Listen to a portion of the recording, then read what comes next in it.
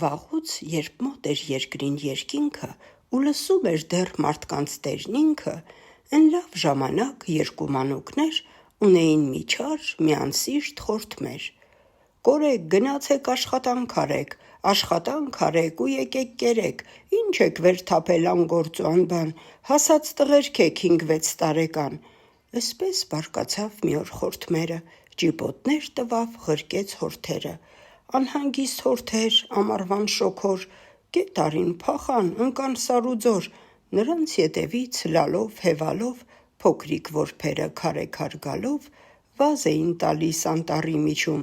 վազ էին տալիս ու իրար կանչում. «Պողոս, գտա՞ր, չէ, Պետրոս, գտա՞ր, չէ,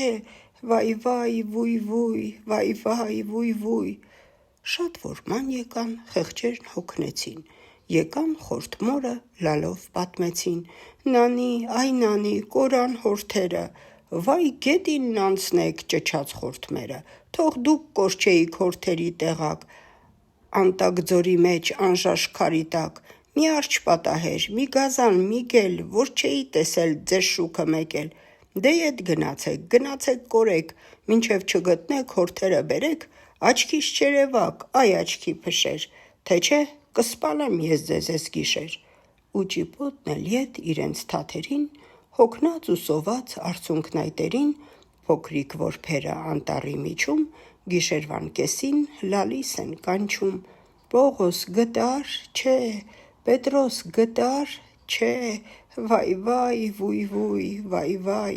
վույ»։ Անտեր հորթերը չկան ու չկան, ճարները կտրած խեղճերը եկան, լալով չոքեցին. «Տեր Աստված, ասին, ինչ կլինի գթաս, գոնե թևեր տաս, թռչենք ու կորչենք, որ էլ չտեսնի մեզ մեր խորթմերը, մինչև որ գտնենք կորած հորթերը»։ Հենց ասին չասին անմեղ բերանով, Աստված որոտաց իր գթոտ ձայնով. «Ահա ձեզ թևեր, սիրուն երեխեք, թռչուններ դառեք, թռած ման եկեք, որ էլ չտեսնի ձեզ ձեր խորթմերը, մինչև որ գտնեք կորած հորթերը։ Գիշերը քնեցեք ծառերի ճյուղին,